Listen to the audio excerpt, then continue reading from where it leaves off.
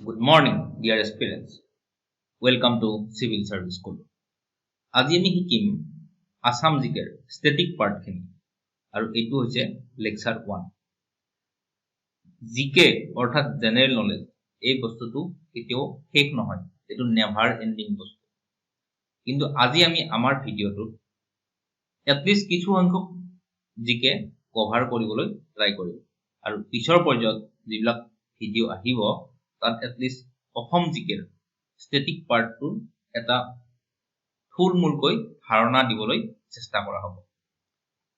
My name is Himen Sharma.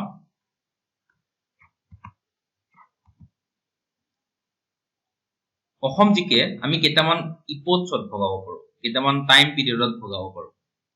তাৰপিছত এটা time period হৈছে ৰমন নাহৰ যুগ। ইয়াৰ আগৰ যিখিনি অসম জিকেৰ পাৰ্ট, যেনেকে আমি প্ৰধানকৈ সাহিত্যৰ ওপৰত আলোচনা কৰিম। শংকৰদেৱৰ আগত চৰ্যাপদ, তাৰপিছত আহিলে প্ৰাগ শংকৰী যুগৰ কবি, তাৰপিছত শংকৰী যুগৰ কবি, তাৰপিছত উত্তৰ শংকৰী যুগৰ কবি, তাৰপিছত আধুনিক যুগ। এই পাৰ্টখিনি আমি পিছৰ কিছুমান ভিডিঅ'ত আলোচনা কৰিম, কিন্তু আজিৰ ভিডিঅ'ত আমি আলোচনা কৰিম বিশেষকৈ ৰমন নাহৰ যুগ, ৰোমান্টিক এৰা, 1889 পৰা 1940 লৈকে। ইংৰাজী সাহিত্যত যিটো ৰোমান্টিক যুগ আৰম্ভ হৈছিলে সেইটো হৈছিলে 18th চেঞ্চুৰীৰ শেষৰ পৰা, 18th চেঞ্চুৰী 1701 পৰা 1800, এইটো হৈছে 18th চেঞ্চুৰী। চ' 18th চেঞ্চুৰীৰ শেষৰ পৰা 19th চেঞ্চুৰীৰ আৰম্ভণিলৈকে, 1801 পৰা 1900, এই 19th চেঞ্চুৰীৰ আৰম্ভণিলৈকে ইংৰাজী সাহিত্যত ৰোমান্টিক যুগৰ আৰম্ভ হৈছিলে। আৰু এই ৰোমান্টিক যুগৰ লেখিয়াকৈ আমাৰ অসমীয়া সাহিত্যত ৰোমান্টিক যুগ আৰম্ভ হয় 1889 পৰা 1940 লৈকে। ইংৰাজী সাহিত্যৰ প্ৰায় 100 বছৰ পিছত অসমীয়া সাহিত্যত ৰোমান্টিক যুগ আৰম্ভ হয়। আমি অৰুণোদয়, তাৰপিছত অলিভাৰ কাট্টাৰ বা মাইলছ ব্ৰনছন আদিৰ অৱদান, এইবিলাক আমি পিছৰ কিছুমান ভিডিঅ'ত আলোচনা কৰিম। 1872 আছামিজ লিটাৰেৰী ছ'চাইটি, অসমীয়া সাহিত্য চৰা, এইটো গঠন হৈছিল আৰু এইটো গঠন হৈছিল কলকাতাত। তেতিয়াৰ দিনত কলিকতা, তেতিয়াৰ অসমৰ ছাত্ৰ ছাত্ৰীসকল বিশেষকৈ কলিকতাত পঢ়িব গৈছিলে। আৰু এই যিটো আছামিজ লিটাৰেৰী ছ'চাইটি জন্ম হৈছিলে, এইটো কলিকতাত থকা অসমীয়া ছাত্ৰ ছাত্ৰীসকলৰ কাৰণে এইটো গঠিত হৈছিলে। তাৰপিছত প্ৰথমতে এইটো গঠিত হ'ল, তাৰপিছত হ'ল 1888ত অসমীয়া ভাষা উন্নতি সাধিনী সভা। এইটো হ'ল 1888ত, অসমীয়া ভাষাৰ উন্নয়নৰ কাৰণে আধুনিক যুগত এইটোৱে প্ৰথম সভা বুলি ক'ব পাৰি। 1889ৰ তাৰ এক বছৰ পিছত 1889ৰ জানুৱাৰীত আৰম্ভ হ'ল মাহেকীয়া জোনাকী কাকত। গতিকে আমি যিখিনি সাহিত্যিক বা যিখিনি সাহিত্যিকৰ বিষয়ে আলোচনা কৰিম, সাহিত্য চৰ্চাৰ বিষয়ে আলোচনা কৰিম, এইসকলক জোনাকী যুগৰ সাহিত্যিক বুলিও কোৱা হয়। কাৰণ 1889ত মাহেকীয়া জোনাকী কাকত আৰম্ভ হ'ল আৰু মাহেকীয়া জোনাকী কাকতৰ প্ৰথম সম্পাদক আছিল চন্দ্ৰকুমাৰ আগৰৱালা। চন্দ্ৰকুমাৰ আগৰৱালাৰ দেউতাক আছিল হৰিবিলাস আগৰৱালা আৰু তেখেতসকলৰ কলিকতাত বিজনেছ আছিল। আৰু এই জোনাকী কাকতখন যেতিয়া প্ৰথম আৰম্ভ কৰিলে, তেতিয়া তাৰ ফাইনেন্স, যিটো টকা পইচাৰ প্ৰয়োজন হৈছিলে, এইখিনি যোগান ধৰিছিলে চন্দ্ৰকুমাৰ আগৰৱালাই। আৰু তেখেত এই জোনাকী যুগৰ প্ৰথম সম্পাদকো আছিলে, জোনাকীৰ প্ৰথম সম্পাদকো আছিলে। আচলতে এইখিনি সময়ত এই যিটো ফেজ আছিলে অসমীয়া সাহিত্যত, এই ফেজটোত অসমত কিতাপ কিনি, তেতিয়া প্ৰিণ্ট মিডিয়াৰ ইমান প্ৰভাৱো নাছিলে। চ' কিতাপ কিনি পঢ়ি বা পঢ়া মানুহৰ সংখ্যা নিচেই তাকৰ আছিল। কিন্তু এই সময়ত এই আলোচনীসমূহে অসমীয়া ভাষাক নতুন প্ৰাণ দিয়াইছিলে। আৰু এই ক্ষেত্ৰত প্ৰথমখন আছিলে জোনাকী। আৰু জোনাকী যুগৰ ত্ৰিমূৰ্তি বুলি ক'লে আমি লক্ষ্মীনাথ বেজবৰুৱা, চন্দ্ৰকুমাৰ আগৰৱালা আৰু হেমচন্দ্ৰ গোস্বামী, এই তিনিজনক বুজা যায় জোনাকী যুগৰ ত্ৰিমূৰ্তি। 1889ত হ'ল মাহেকীয়া জোনাকী কাকত। তাৰপিছত 1890ত হ'ল বিজুলী আলোচনী। এই বিজুলী আলোচনী কিন্তু এখেতসকলৰ নাছিলে। বিজুলী আলোচনীখন কাৰ আছিলে আমি ইয়াৰ পিছৰ এখন শ্লাইডত পাম। 1890ত হ'ল বিজুলী আলোচনী। তাৰ পিছত 1907 হ'ল উষা আলোচনী, 1910 হ'ল বাহী আলোচনী। এই বাহীখনো কাৰ আমি পিছৰ স্লাইডত পাম। 1910 হ'ল আলোচনী নামৰ এখন আলোচনী আৰু 1929 হ'ল আবাহন আলোচনী। এইকেইখন প্ৰধানকৈ আলোচনী। তো এইখিনি ফেজত কি বস্তু নাছিলে, এইখিনি ফেজত অসমীয়া কিতাপ কি ওলাইছিলে আমি তাৰ বিষয়ে বৰ বেছি গুৰুত্ব নিদিওঁ। এইখিনি সময়ত আমি আলোচনী কি ওলাইছে এই তাৰ ওপৰতে বেছিকৈ গুৰুত্ব আৰোপ কৰিছো। চন্দ্ৰকুমাৰ আগৰৱালা আমি এটা ইতিমধ্যে পালো যে তেখেত জোনাকীৰ প্ৰথম সম্পাদক আছিল। চন্দ্ৰকুমাৰ আগৰৱালা 1918 চনত সাতদিনীয়া বাতৰি কাকত অসমীয়া উলিয়ায় আৰু পিছলৈ এই বাতৰি কাকতখন দৈনিক অসমীয়া নামে প্ৰচলিত হয়। গতিকে যদি সোধে যে দৈনিক অসমীয়া বাতৰি কাকতৰ মানে প্ৰতিষ্ঠাপক সম্পাদক কোন আছিল, আমি চন্দ্ৰকুমাৰ আগৰৱালা বুলি ক'ব লাগিব। প্ৰথম আধুনিক গীতি কবিতা মানে গীতৰ নিচিনা কবিতা, তো যিটো কবিতা গীতত ইউজ কৰিব পাৰি, ব্যৱহাৰ কৰিব পাৰি। প্ৰথম আধুনিক গীতি কবিতা বনকুঁৱৰী। তো বনকুঁৱৰী কবিতাটো কোনে লিখিছে? চন্দ্ৰকুমাৰ আগৰৱালা। কবিতা পুথি প্ৰতিমা আৰু বীণ বৰাগী। প্ৰতিমা কবিতা পুথিখন কোনে লিখিছিল? চন্দ্ৰকুমাৰ আগৰৱালা। যদি পৰীক্ষাত প্ৰশ্ন হয় বীণ বৰাগীখন কোনে লিখিছিল? চন্দ্ৰকুমাৰ আগৰৱালা। তাৰপিছত আহিলে আমি লক্ষ্মীনাথ বেজবৰুৱা। লক্ষ্মীনাথ বেজবৰুৱাই অসমীয়া সাহিত্যত এটা মাইলৰ খুঁটি প্ৰতিষ্ঠা কৰিছিলে। তেখেতে সাহিত্যৰ নতুন ধাৰাবিলাক অসমীয়া সাহিত্যৰ প্ৰচলন কৰিছিলে। তেখেতৰ পয়েট্ৰি কালেকশ্যন হৈছে মানে কবিতা পুথি কদমকলি আৰু পদুমকলি। যদি সোধে যে লক্ষ্মীনাথ বেজবৰুৱাৰ প্ৰথম কবিতা পুথিখন কি? নিঃসন্দেহে কদমকলি আৰু ছেকেণ্ডখন আছিলে পদুমকলি। নভেল পদুমকুঁৱৰী, তেখেতৰ উপন্যাস পদুমকুঁৱৰী। শৰ্ট ষ্টৰী কালেকশ্যন, যদি সোধে যে লক্ষ্মীনাথ বেজবৰুৱাৰ একমাত্ৰ উপন্যাসখন কি, তেতিয়া আমি লিখিব লাগিব পদুমকুঁৱৰী। আমি নভেল বেলেগ নাপাওঁ আৰু এইখনে পাওঁ বেজবৰুৱাদেৱৰ, তো পদুমকুঁৱৰী। শৰ্ট ষ্টৰী কালেকশ্যন সুৰভি শৰ্ট ষ্টৰিজ, এইখন 1909 চনত। সাধু কথাৰ কুকি শৰ্ট ষ্টৰিজ, এইখন 1912 চনত। জোনবিৰি 1913 চনত। কেহকলি, এইখনৰ চনটো প্ৰয়োজন নাই, কেহকলি শৰ্ট ষ্টৰী কালেকশ্যন। আৰু সৰু ল'ৰা ছোৱালীৰ কাৰণে শিশু সাহিত্য তেখেতে ৰচনা কৰিছিল। কি আছিলে? জুনুকা, বুঢ়ী আইৰ সাধু, ককাই দেউতা আৰু নাতি ল'ৰা, গ্ৰেণ্ডফাদাৰ এণ্ড গ্ৰেণ্ডছন্স, বাখৰ। কালেকশ্যন অফ চেটায়াৰ এছেজ, তো চেটায়াৰিকেল এছে তেখেতে লিখিছিলে। এই এছেবিলাক যদি পৰীক্ষাত প্ৰশ্ন হলে যে কৃপাবৰ বৰবৰুৱা কাকতৰ টপলা কিতাপখন কোনে লিখিছিলে? লক্ষ্মীনাথ বেজবৰুৱা। কৃপাবৰ বৰবৰুৱাৰ উভতনি যাত্ৰা, এইটো লক্ষ্মীনাথ বেজবৰুৱা। বৰবৰুৱাৰ ভাৱৰ বুৰবৰণী, এইখনো লক্ষ্মীনাথ বেজবৰুৱা। আৰু বৰবৰুৱাৰ বুলনি, এইখনো লক্ষ্মীনাথ বেজবৰুৱা। লক্ষ্মীনাথ বেজবৰুৱাদেৱে যিখিনি তেখেতৰ খুহুতীয়া কিতাপ লিখিছিল, এই খুহুতীয়া কিতাপখিনি এটা ছদ্মনামত লিখিছিল আৰু এই ছদ্মনামটো আছিল কৃপাবৰ বৰবৰুৱা। গতিকে কৃপাবৰ বৰবৰুৱা ছদ্মনাম কাৰ আছিল বুলি সুধিলে লক্ষ্মীনাথ বেজবৰুৱা। কমিক প্লেজ মানে হাস্যৰস থকা প্লেজ কি আছিলে? লিটিকাই, নোমল, পাচনি আৰু চিকৰপতি নিকৰপতি। এই লিটিকাই যিখন কমিক প্লে আছিলে, এইখন প্ৰকাশ হৈছিলে জোনাকীৰ পাতত। জোনাকীৰ প্ৰথম সংখ্যাত এই কমিক প্লেখন প্ৰকাশ হৈছিলে। লক্ষ্মীনাথ বেজবৰুৱাদেৱে লিখিছে তেখেতৰ আত্মজীৱনী মোৰ জীৱন সোঁৱৰণত তেখেতে লিখিছে যে তেখেতে এই যিখন কমিক প্লে আছে, এই কিতাপখন তেখেতে কলিকতাত থাকোতে কলিকতাৰ ইডেন গাৰ্ডেনত বহি এইখন কিতাপ লিখিছিলে।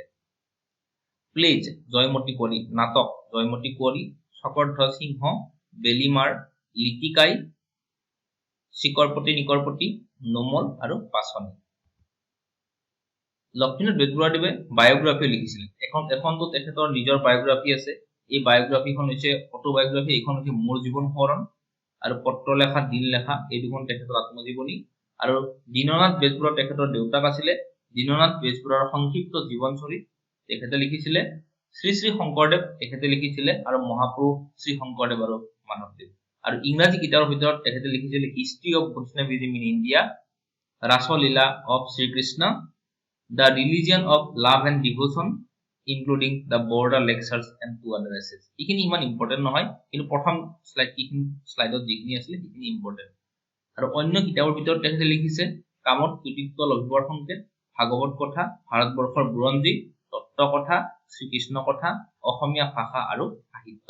আৰু তেখেত এডিটৰ কিহৰ আছিলে বাহী আমি এখন স্লাইডত পাইছিলো যে বাহী নামৰ এখন আলোচনী আছিলে এইখন ওলাইছিলে 1907 চনত আৰু সেই বাহীৰ সম্পাদক কোন আছিলে লক্ষ্মীনাথ বেজবৰুৱাদেৱ জোনাকী যুগৰ ত্ৰিমূৰ্তিৰ ভিতৰত আমি একজন পাইছিলো কোন হেমচন্দ্ৰ গোস্বামী আৰু হেমচন্দ্ৰ গোস্বামী আছিলে জোনাকীৰ দ্বিতীয় বছৰৰ সম্পাদক প্ৰথম বছৰত জোনাকী ওলালে কিমান চনত 1889 প্ৰথম বছৰত চন্দ্ৰকুমাৰ আগৰৱালা সেকেন্ড বছৰত ওলাল সম্পাদক হল হেমচন্দ্ৰ গোস্বামী দেৱ সংগ্ৰহ আৰু সম্পাদনা অসমীয়া সাহিত্যৰ চানেকি এইখন এখন ডাঙৰ কিতাপ এইখন কিতাপত প্ৰধানকৈ আছে যে অসমীয়া ভাষাত কোনে কোনে সাহিত্য চৰ্চা কৰিছিল আৰু কোনে কোনবিলাক কিতাপ লিখিছিল এই গোটেইখিনি কথা তেখেতে সংগ্ৰহ আৰু সম্পাদনা কৰিছে অসমীয়া সাহিত্যৰ চানেকি নামৰ কিতাপখনত অসমীয়া পুথিৰ তালিকা আসলতে এই তিনিজন মানুহ যেতিয়া অসমীয়া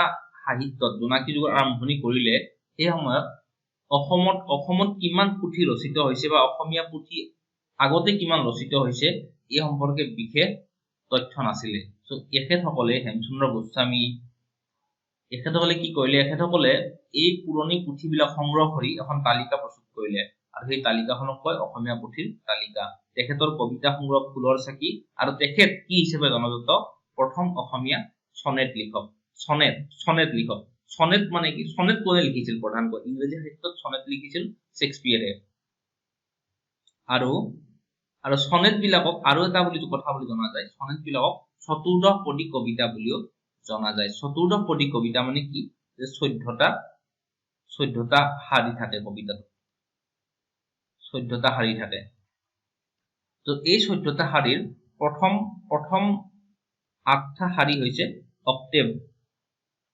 আৰু পিছৰ 6টা শাৰী হৈছে সেক্সটেট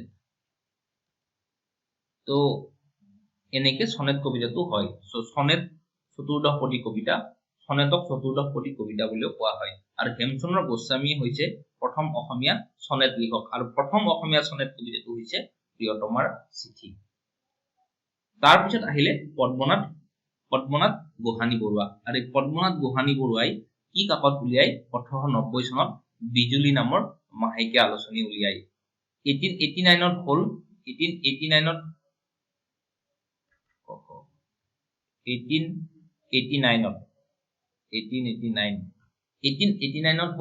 জোনাকী কাকত আৰু জোনাকীৰ পিছত 1890 ওলাই বিজুলী কাকত মাহেকীয়া কাকত উলিয়াই পদ্মনাথ গোহানি বৰুৱাদেৱে লক্ষ্মীনাথ বেজবৰুৱা আৰু পদ্মনাথ গোহানি বৰুৱাৰ মাজত অকমান অৰিয়া আছিল মানে অকন শত্ৰুতাৰ ভাৱ এটা আছিল আৰু তেখেতসকলৰ মাজত এটা কম্পিটিশন এটা আছিল আৰু লক্ষ্মীনাথ বেজবৰুৱাহতে উলিয়ালে জোনাকী কাকত আৰু গোহানি বৰুৱাদেৱে উলিয়ালে বিজুলী কাকত আৰু এই বিজুলী কাকতৰ প্ৰথম বছৰৰ সম্পাদক আছিলে কৃষ্ণপ্ৰসাদ দুৱৰা আৰু দ্বিতীয় আৰু তৃতীয় বছৰৰ সম্পাদক বৰুৱাদেৱ নিজেই আছিলে পদ্মনাথ গোহানি বৰুৱাদেৱ নিজেই আছিলে তাৰ পিছত তেখেতে উলিয়াই উষা আলোচনী 1907 চনত এই উষা আলোচনীৰ গোহানি বৰুৱাদেৱ সম্পাদক আছিলে যদি পৰীক্ষাত প্ৰশ্ন সোধে যে উষা আলোচনীৰ প্ৰথম সম্পাদক কোন আছিলে পদ্মনাথ গোহানি বৰুৱা অসম বন্তি নামৰ বাতৰি কাকত উলিয়াই পদ্মনাথ গোহানি বৰুৱাদেৱে আৰু তেখেতৰ উপন্যাস হৈছে ভানুমতী আৰু লাহৰী আৰু কাব্য হৈছে লীলা জুৰণি ফুলৰ চানেকি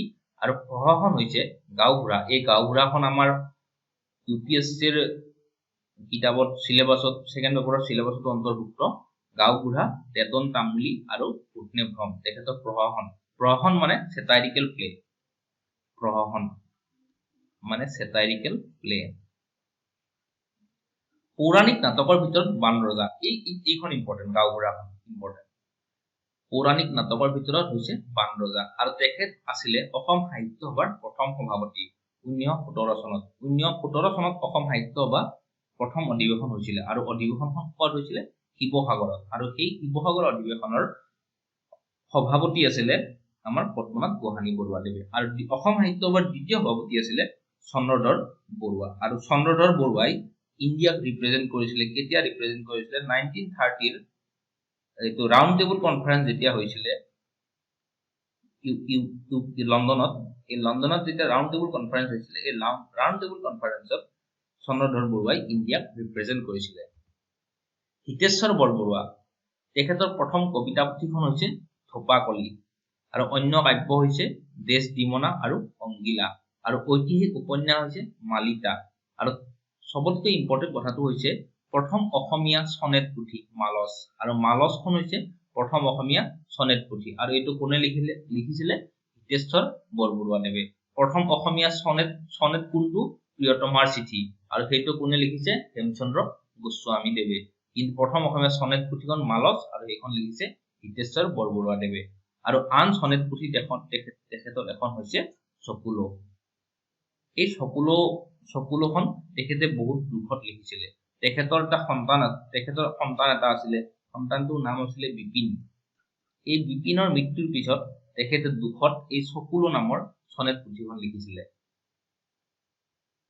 অসমীয়া সাহিত্যৰ আৰু একজন মানে বিখ্যাত মানুহ হৈছে মফিজুদ্দিন আমন হাজৰিকা তেখেতৰ কাব্য হৈছে জ্ঞানমালিনী আৰু তত্ত্ব পাৰিজাত তাৰপিছত আমি আহিছো জোনাকী যুগৰ বা ৰোমান্টিক যুগৰ এজন কবি ৰঘুনাথ চৌধাৰীদেৱক বিহগী কবি বুলি জনা যায় আৰু তেখেত কি আলোচনী সম্পাদক আছিলে সুৰভি আৰু জয়ন্তী এই দুখন আলোচনীৰ সম্পাদক আছিলে ৰঘুনাথ চৌধাৰীদেৱ তেখেতৰ কবিতা পুথিসমূহ হ'ল হাদৰী কেতেকী কাৰবালা দহি কতৰা আৰু নৱমল্লিকা তেখেত প্ৰধানকৈ ৰোমান্টিক যুগৰ কবি তেখেতৰ কবিতাত প্ৰকৃতিৰ প্ৰভাৱ পোৱা যায় আৰু তেখেতক বিহগী কবি বুলি কোৱা যায়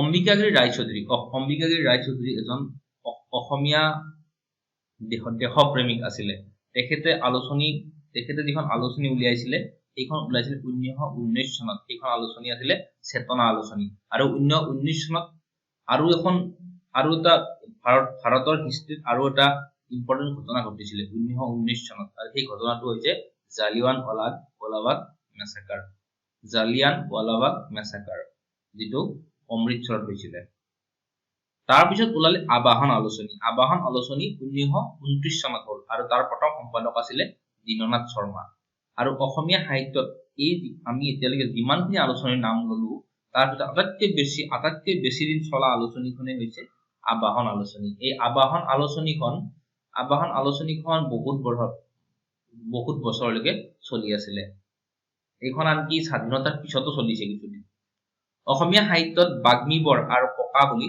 নীলমণি ফুকনক জনা যায় নীলমণি ফুকনৰ উপাধি হৈছে বাগ্মীবৰ আৰু ককা তাৰপিছত আহিলে যতীন্দ্ৰনাথ দুৱৰাৰ কবিতা পুথি হৈছে উমৰ তীৰ্থ আপোন সুৰ আৰু বনফুল এখন তেখেতৰ কবিতাৰ পুথি আৰু সেইকাৰণে যতীন্দ্ৰনাথ দুৱৰাক কি বুলি জনা যায় বনফুলৰ কবি বুলি জনা যায় আৰু তেখেতৰ গদ্য পুথি হৈছে কথা কবিতা তাৰপিছত আহিলো অম্বিকাগিৰি ৰায়চৌধুৰীদেৱ তেখেতৰ কবিতা পুথি হৈছে তুমি বিনা বেদনাৰ উল্কা আৰু আজি বন্দুকি ছন্দেৰে 1926 চনত অসম সংৰক্ষিণী সভা স্থাপন কৰে অসম সংৰক্ষিণী সভাৰ প্ৰতিষ্ঠাপক কোন অম্বিকাগিৰি ৰায়চৌধুৰীদেৱ তেখেতে 1926 চনত অসম সংৰক্ষিণী সভা স্থাপন কৰে আৰু সেয়া পিছত অসম জাতীয় মহাসভালৈ ৰূপান্তৰ হয়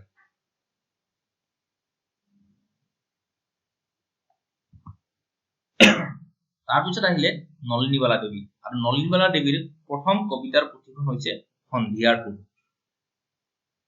সন্ধিয়াৰ সুৰৰ লেখিকা কোন নলিনীবালা দেৱী জ্যোতিপ্ৰসাদ আগৰৱালাৰ কবিতা পুথি হৈছে লুইতৰ পাৰৰ অগ্নিসুৰ জ্যোতিপ্ৰসাদ আগৰৱালাই প্ৰথম অসমীয়া বোলছবি জয়মতী উলিয়াইছিল আৰু তেখেতৰ প্ৰথম কবিতা পুথি লুইতৰ পাৰৰ অগ্নিসুৰ আৰু এই জ্যোতিপ্ৰসাদ আগৰৱালা চন্দ্ৰকুমাৰ আগৰৱালাৰ বংশধৰ আছিলে চন্দ্ৰকুমাৰ আগৰৱালা যি আমাৰ জোনাকীৰ প্ৰথম প্ৰতিষ্ঠাপক সম্পাদক আছিলে সেই চন্দ্ৰকুমাৰ আগৰৱালা আছিল জ্যোতিপ্ৰসাদ আগৰৱালাৰ খুৰা বিষ্ণুপ্ৰসাদ ৰাভাৰ গল্পৰ পুথি সোণপাহি আৰু দেৱকান্ত বৰুৱাৰ কবিতা পুথি হৈছে সাগৰ দেখিছা আমি ইয়াৰ এটা লাইন ফটোতে উদ্ধৃত কৰো সাগৰ দেখিছা নাই দেখা ময়ো দেখা নাই এইটো লাইন এই সাগৰ দেখিছা কবিতা পুথিত আছে এতিয়া আহিছো আমি কাক কি নামেৰে জনা যায় অগ্নিকবি কমলাকান্ত ভট্টাচাৰ্য অভিনয়াচাৰ্য ব্ৰজনাথ শৰ্মা অসম কেশৰী অম্বিকাগিৰি ৰায়চৌধুৰী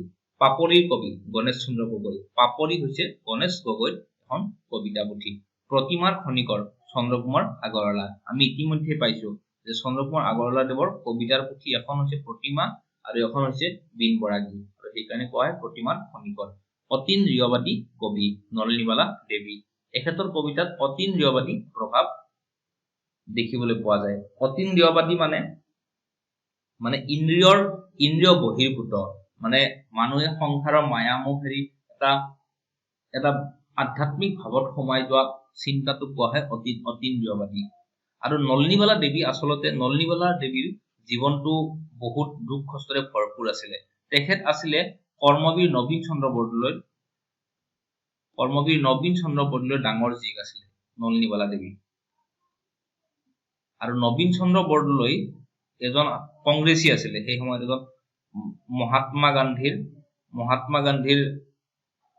গান্ধীৰ লগত ভাৰতৰ স্বাধীনতা সংগ্ৰামত এখেতে যুঁজ দিছিলে।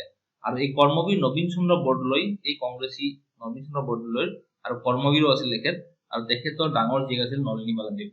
আৰু নলিনীবালা দেৱীৰ সন্তান, নিজৰ হাজবেণ্ড, নিজৰ গিৰিয়েক সকলোবিলাক ঢুকাই। আৰু তাৰ পিছত তেখেতে যি সাহিত্য চৰ্চা কৰে, এই সাহিত্য চৰ্চাত এটা উন্মুখ চিন্তা দেখিবলৈ পোৱা যায়, আৰু সেইকাৰণে তেখেতক অতীন্দ্ৰিয়বাদী কবি বুলি কোৱা হয়। আৰু প্ৰেম আৰু ৰদালিৰ কবি হীৰেন ভট্টাচাৰ্য। উপন্যাস সম্ৰাট ৰজনীকান্ত বৰদলৈ। প্ৰথম অসমীয়া উপন্যাসখন হৈছে মিৰি জীয়ৰী। আৰু এই মিৰি জীয়ৰী উপন্যাসখন লিখিছিলে ৰজনীকান্ত বৰদলৈদেৱে। এই বানানটো মোৰ ভুল হ'ল নেকি, জীয়ৰী বানান নাই, ঠিক আছে, এইটোৱে ঠিক আছে। কবিতা কোঁৱৰ অম্বেশ্বৰ চেতিয়া ফুকন।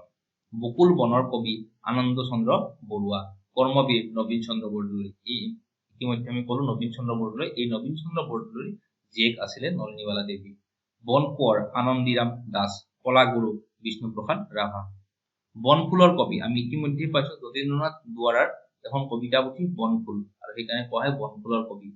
গীতি কবি পাৰ্বতী প্ৰসাদ বৰুৱা। পাৰ্বতী প্ৰসাদ বৰুৱাই প্ৰধানকৈ কবিতা লিখিছিল, কিন্তু তাত কবিতা লিখিলেও তেখেতৰ কবিতাসমূহ গীত হিচাপে বেছি জনপ্ৰিয়। বিদ্ৰোহী কবি প্ৰসন্নলাল চৌধুৰী। প্ৰসন্নলাল চৌধুৰী বৰপেটাৰ মানুহ আছিলে, আৰু তেখেত এখন স্কুলৰ হেডমাষ্টাৰ আছিলে, আৰু তেখেতৰ কবিতাত আমি এটা বিদ্ৰোহী সুৰ দেখিবলৈ পোৱা যায়, সেইকাৰণে বিদ্ৰোহী কবি। জননায়ক দেৱেশ্বৰ শৰ্মা। বাগ্মীবৰ ককা নীলমণি ফুকন, আমি ইতিমধ্যে কৈছো। জ্ঞান মালিনীৰ কবি মফিজুদ্দিন আহমদ হাজৰিকা। আমি ইতিমধ্যে পাইছো তেখেতৰ কবিতা পুথি এখন জ্ঞান মালিনী। বিহগী কবি ৰঘুনাথ চৌধাৰী। ৰোমান্টিক যুগৰ কবি বীৰবালা কনকলতা। ত্যাগবীৰ হেমচন্দ্ৰ বৰুৱা।